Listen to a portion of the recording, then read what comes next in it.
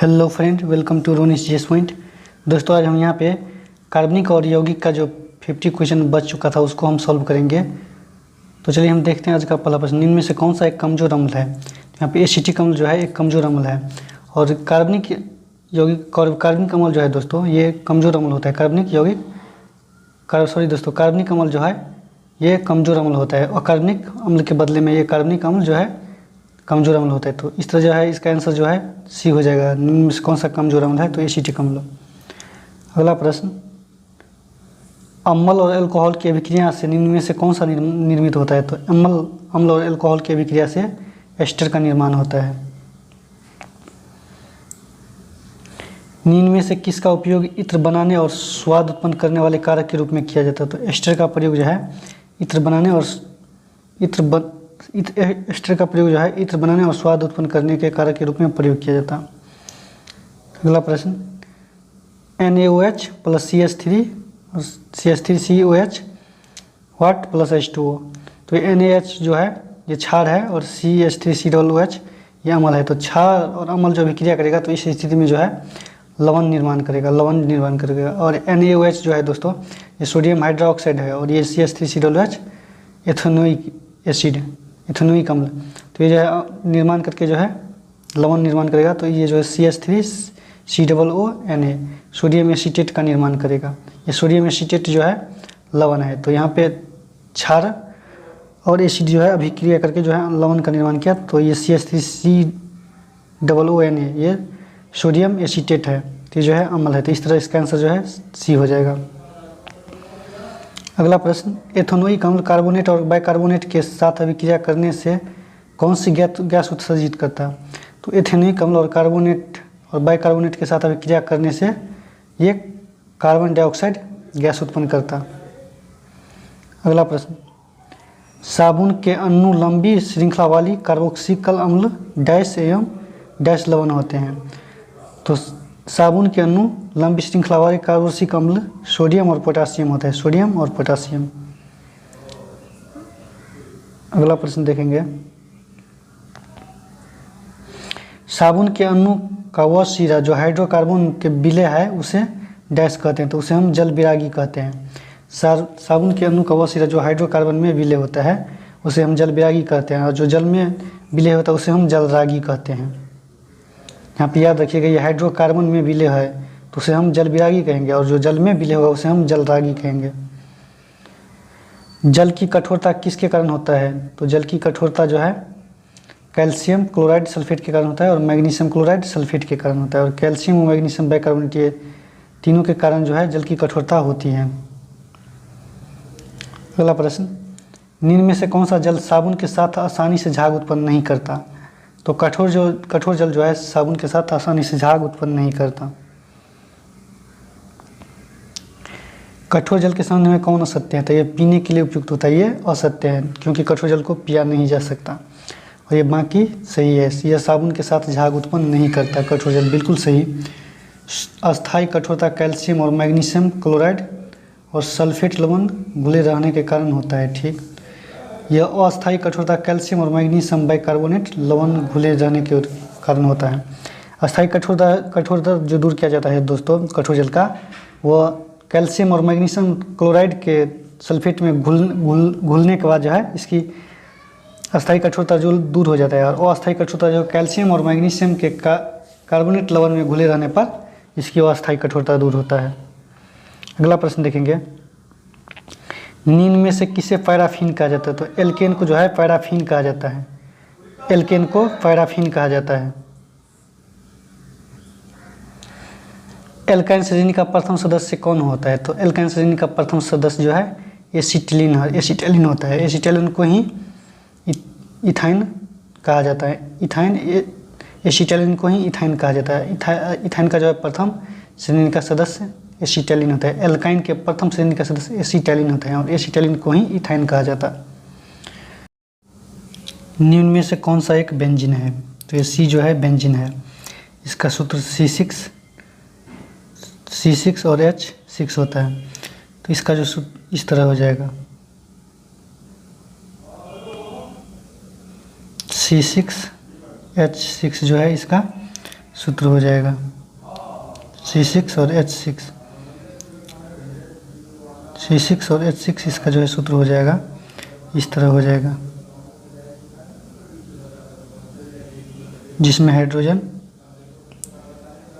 6 hydrogen से और carbon से जिस बेंजीन का सूत्र हो जाएगा दोस्तों। अगला प्रश्न देखेंगे, मीथेन में कुल कितने सिग्मा आबंध होते हैं? तो मीथेन में जो है कुल कितने सिग्मा आबंध होते हैं? तो दोस्तों यहाँ पे याद रखिएगा, कुछ पॉइंट याद रखिएगा। मीथेन में कुल कितने सिग्मा आबंध होते हैं? तो मीथेन में जो है 4 सिग्मा आबंध होता है। तो ये देखिएगा, सिंगल बॉन्ड में जो है 1 सिग्मा होते हैं, 1 सिग्मा होते हैं सिंगल बॉन्ड में, और डबल बॉन्ड में जो है 1 सिग्मा होगा प्लस 1 पाई होगा, 1 सिग्मा और 1 पाई होगा, और ट्रिपल बॉन्ड में जो है 1 सिग्मा प्लस 2 पाई होगा। तो यहाँ पे मीथेन का जो है CH4 होता है, CH4। तो मीथेन का जो है दोस्तों CH4 होगा। तो इसका देखिए इस तरह, इसका CH4 H जो है 4 होगा, तो इसमें जो है 4 सिग्मा हो जाएगा, 4 सिग्मा और 4 सिग्मा बॉन्ड हो जाएगा। सही दोस्तों, 4 सिग्मा हो जाएगा, इसमें 4 सिग्मा हो जाएगा। इस तरह इसका आंसर जो है डी होगा, 4 सिग्मा।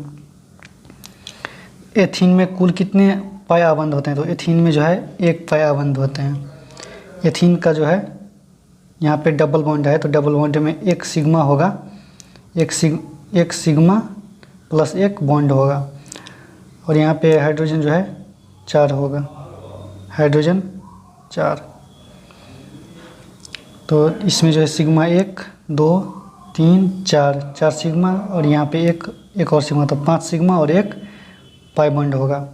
तो इस तरह जो है एथीन में जो कितना पाई बॉन्ड होगा? तो 1 पाई बॉन्ड होगा। अगला प्रश्न, इथाइन में कुल कितने सिग्मा बॉन्ड और पाई बॉन्ड क्रमशः होता है? तो इथाइन में जो है, इथाइन में 3 सिग्मा और 2 पाई बॉन्ड होता है, 3 सिग्मा इथाइन में और 2 पाई बॉन्ड होता है। यहाँ पे देखिएगा, ट्रिपल बॉन्ड वाले में जो है 2 पाई बॉन्ड और 3 सिग्मा होता है।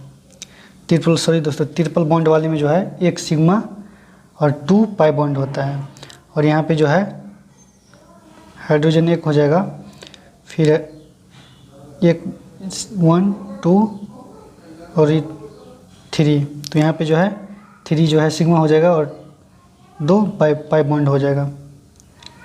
अगला प्रश्न देखेंगे, अगला प्रश्न है, बेंजीन में सिग्मा और पाई बॉन्ड की संख्या कितनी होगी? तो बेंजीन में 12 सिग्मा और 3 पाई बॉन्ड होगा। अगला प्रश्न, निम्नलिखित में से किसका उपयोग मधुमेह रोगियों के चीनी की जगह पर किया जाता है? तो सैकरीन का उपयोग जो है मधुमेह रोगियों के लिए चीनी की जगह पर प्रयोग किया जाता है।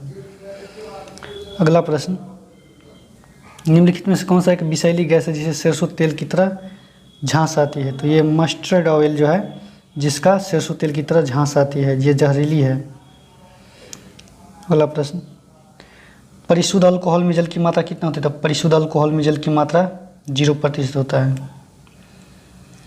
1984 में हुई मिथाइल आइसोसाइनेट, 1984 में हुई मिथाइल आइसोसाइनेट त्रासदी कौन सी गैस लीक हुई? तो इसमें सॉरी दोस्तों, क्वेश्चन है 1984 में भोपाल गैस त्रासदी में कौन सी गैस लीक हुई? तो ये मिथाइल आइसोसाइनेट जो है 1984 के भोपाल गैस त्रासदी में जो है लीक हुआ था। अगला प्रश्न है, अगला प्रश्न, निम्नलिखित में से निम्नलिखित में से कौन एक साधारण चीनी है? तो ये सुक्रोज जो है एक साधारण चीनी है। सुक्रोज एक प्रकार के जो है साधारण चीनी है। इसका सूत्र जो होता है C12H22 और वो जो है 11, ये जो है इसका सूत्र होता है चीनी का। अगला प्रश्न, निम्नलिखित में से किसे भविष्य का ईंधन कहा जाता है? तो ये हाइड्रोजन को जो है भविष्य का ईंधन कहा जाता। अगला प्रश्न, निम्नलिखित में से किसे जंतु स्टार्च कहा जाता? तो याद रखिएगा, प्लांट में जो है ग्लूकोज जो है ये स्टार्च में कन्वर्ट हो जाता है। लेकिन जंतु में जो है, एनिमल में जो है ग्लूकोज ये ग्लाइकोजन में परिवर्तित होता रहता है। यहाँ निम्नलिखित में से किसे जंतु स्टार्च कहा जाता है? तो यहाँ पे जंतु में जो है ग्लूकोज ये ग्लाइकोजन के रूप में परिवर्तित होता है, तो जंतु स्टार्च जो है ग्लाइकोजन को कहते हैं। ऑक्सीजन की खोज किसने की थी? तो जे प्रिस्टले ने ऑक्सीजन की खोज की थी। अगला प्रश्न, अपमार्जक के द्वारा कठोर जल के साथ झाग उत्पन्न करने का क्या कारण है? तो अपमार्जक के द्वारा कठोर जल के साथ झाग उत्पन्न करने के कारण सल्फोनिक अम्ल के कैल्शियम और मैग्नीशियम लवण जल में घुलनशील होते हैं। सल्फोनिक अम्ल के कैल्शियम और मैग्नीशियम लवण जल में घुलनशील होते हैं। अगला प्रश्न देखेंगे, निम्नलिखित में से कौन एक कीटाणुनाशक पदार्थ है? तो DDT जो है एक कीटाणुनाशक पदार्थ है। अगला प्रश्न, टेफ्लॉन किसका बोलक है? तो टेफ्लॉन जो है टेट्राफ्लोरोएथिलीन का बोलक है, और ये एथिलीन जो है ये पॉलीथीन का बोलक है, और ये विनाइल क्लोराइड जो है PVC पॉलीविनाइल क्लोराइड का बोलक है, और ये ल्यूसाइड जो है एक जहरीली गैस है। अगला प्रश्न, पॉलीथीन किसका बोलक है? पॉलीथीन जो है एथिलीन का बोलक है। मीथेन का प्रश्न है, मीथेन में प्रत्येक आबंधों के बीच कौन बनता है? तो मीथेन में प्रत्येक आबंधों के बीच जो है 109 डिग्री 8 मिनट का जो है कौन बनता है। निम्नलिखित में से कौन सा यौगिक सभी एरियोटिक यौगिक का जन्मदाता माना जाता है? तो बेंजीन जो है सभी एरियोटिक यौगिक का जन्मदाता माना जाता है। निम्न में से कौन सा यौगिक ओजोन क्षरण में मुख्य भूमिका निभाते हैं? तो ये क्लोरोफ्लोरोकार्बन जो है दोस्तों, ये ओजोन परत में मुख्य भूमिका निभाते हैं और ओजोन को नष्ट करता है क्लोरोफ्लोरोकार्बन। निम्नलिखित में से किसका उपयोग निषेचक के रूप में किया जाता है? तो ये 87 नंबर प्रश्न है दोस्तों, निम्न में से किसका उपयोग निषेचक एनेस्थेटिक एजेंट के रूप में किया जाता है? तो एनेस्थेटिक एजेंट के रूप में ये डाइइथाइल ईथर और क्लोरोफॉर्म का जो है प्रयोग ये जो है निश्चेतक के रूप में किया जाता है दोस्तों, निश्चेतक के रूप में। और ये जो दोस्तों ये जो निश्चेतक के रूप में जो है इथाइल ईथर और क्लोरोफॉर्म, जहाँ पे सर्जरी होता है, याद रखिएगा ऑपरेशन के दौरान जो है ये चीरफाड़ जो होता है वहाँ पे जो है दवा के रूप में जो है ये इथाइल ईथर और क्लोरोफॉर्म, जिसे निश्चेतक भी कहते हैं, एनेस्थेटिक एजेंट के रूप में किया जाता है। अगला प्रश्न है, निम्नलिखित में से कौन यूरिया के संबंध में गलत है? तो मानव शरीर में यह छोटी आंत में बनता है, यह बिल्कुल गलत है, क्योंकि यूरिया के संबंध में गलत है। ये मानव शरीर में छोटी आंत में नहीं बनता, ये लीवर में बनता है। यूरिया जो है लीवर में बनता है दोस्तों, बाकी ये सही है। इसका उपयोग उर्वरक के रूप में किया जाता है, ये सही है। यूरिया का सबसे पहले मूत्र से प्राप्त किया गया था, ये भी सही है। यूरिया का नाइट्रोजन लगभग 46% होता है। यूरिया में नाइट्रोजन लगभग 46% होता है। मांसपेशिया में डै से एकत्रित होने से थकावट अनुभव होता है। तो मांसपेशिया में एकत्रित लैक्टिक अम्ल का एकत्रित होने से थकावट का अनुभव होता है। अंगूर में कौन सा अम्ल पाया जाता है? तो अंगूर में जो है टार्टरिक अम्ल पाया जाता है। निम्नलिखित में से किसका उपयोग कृत्रिम रूप से फल पकाने में किया जाता है? तो फल पकाने में जो है एसिटिलीन गैस का प्रयोग किया जाता है दोस्तों, जो कैल्शियम कार्बाइड का सूत्र होता है। कैल्शियम कार्बाइड के रूप में जो प्रयोग किया जाता है। तो कार्बाइड जो है एक प्रकार का एसिटिलीन गैस है, जिसमें C2 और H2, तो यहाँ पे जो है ट्रिपल बॉन्ड C हो जाएगा। अगला प्रश्न, निम्नलिखित में से कौन एक प्रबल कीटाणुनाशक है? तो गैमेक्सिन C6H6 और Cl6 जो है, गैमेक्सिन जो है एक कीटाणुनाशक प्रबल है। अगला प्रश्न, पेट्रोल 90% पर एल्कोहल 10% बराबर गैसोहॉल कहते हैं, जिसमें पेट्रोल 90% और एल्कोहल 10%, उसे हम गैसोहॉल कहते हैं।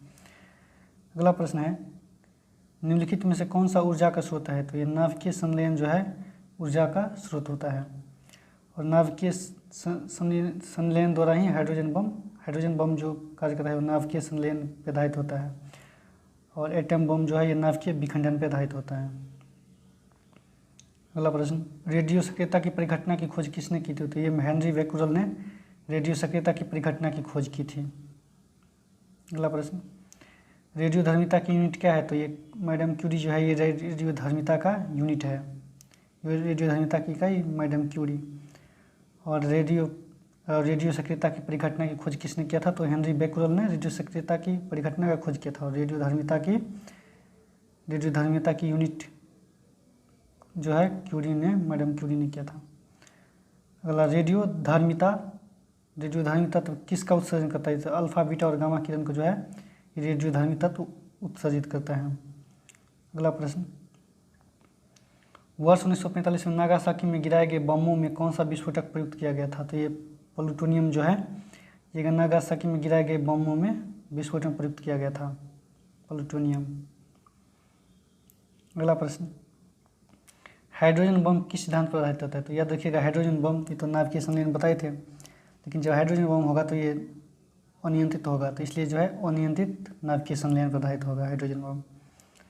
अगला प्रश्न, दोस्तों, निम्नलिखित में से कौन सा ग्रीन हाउस गैस है? तो ये ग्रीन हाउस गैस नहीं है यहाँ पे दोस्तों, इसके कारण क्षमा चाहते हैं, ये यहाँ पे करना भूल गए। तो निम्नलिखित यहाँ पे लोगों को जो है ऑपिसिटी करना भूल गए, इसलिए इसके लिए सॉरी। निम्नलिखित में से कौन सा ग्रीन हाउस गैस नहीं है? तो ये ऑक्सीजन जो है एक ग्रीन हाउस गैस नहीं है। बाकी कार्बन डाइऑक्साइड, मीथेन और क्लोरोफ्लोरोकार्बन, नाइट्रोजन ऑक्साइड और ओजोन, ये जो है ग्रीन हाउस गैस है।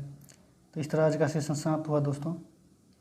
अगर वीडियो थोड़ा भी अच्छा लगे तो दोस्तों को शेयर कर दीजिएगा, लाइक कर दीजिएगा और चैनल को सब्सक्राइब कर लीजिएगा। इसके लिए थैंक यू।